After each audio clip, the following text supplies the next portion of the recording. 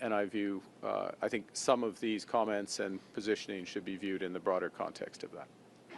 Going back to Davos as well, the president was interviewed on Fox News, and he talked about NATO troops and NATO troops staying back from the front in Afghanistan. I'm wondering if you think the president should apologize for that. On a secondary topic, on Greenland, he backed down from threats on Greenland. Do you think that's settled? Would Canada send troops to Greenland to support their European allies? So let me be absolutely clear. With respect to the contribution, what everyone should recognize, Canadians recognize, and we are fundamentally grateful for the extraordinary contributions of the men and women of the Canadian Armed Forces in a variety of theaters, including very much Afghanistan. We were the first to invoke Article 5. We were the first to send support after 9/11 to New York City. We sent 40,000 Canadian troops serving over 13 years on the front lines in Afghanistan. In Kandahar, as one example, 158 of those soldiers paid the ultimate sacrifice. One of our diplomats paid the ultimate sacrifice. Thousands more were injured.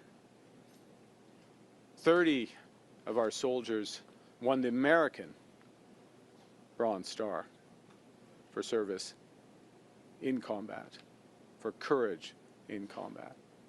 It's an extraordinary contribution for liberty, for freedom, for human rights, defending the United States, defending Canadian values.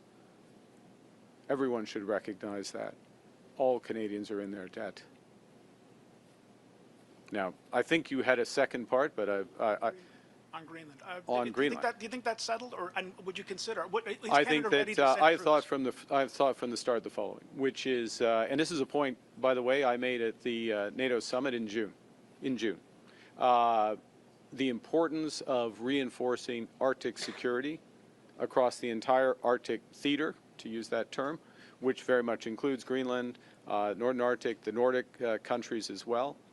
It has been the view of this government that NATO has not put enough emphasis on that. Canada is putting emphasis since we've come into office. We put emphasis on that.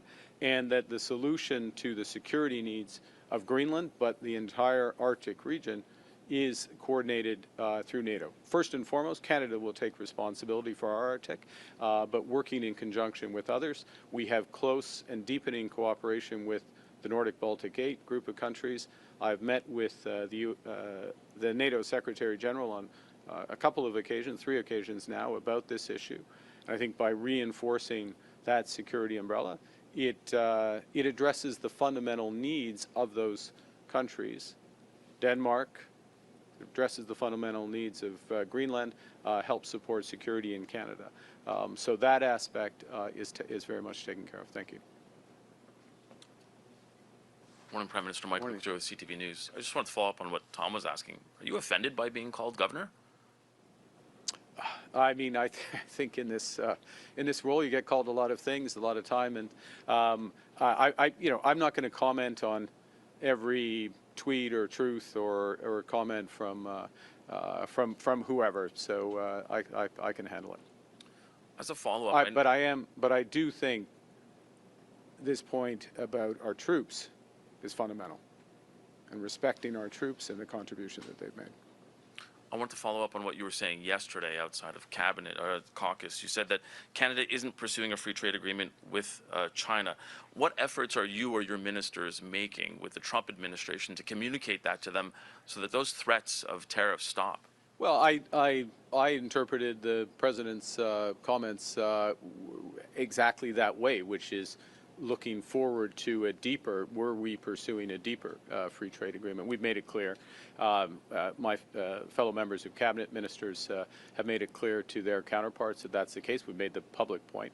And it's obvious. Look, Canada, when we sign an agreement, we sign a trade agreement, in this case USMCA as they call it, or CUSMA as we call it.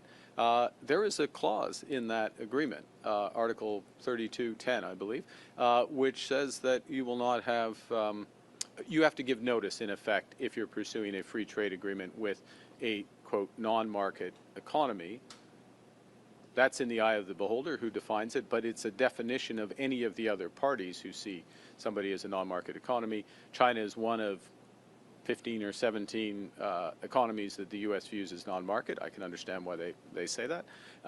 So we got an agreement. If we were even considering that, which we are not and never have, we would have given notice.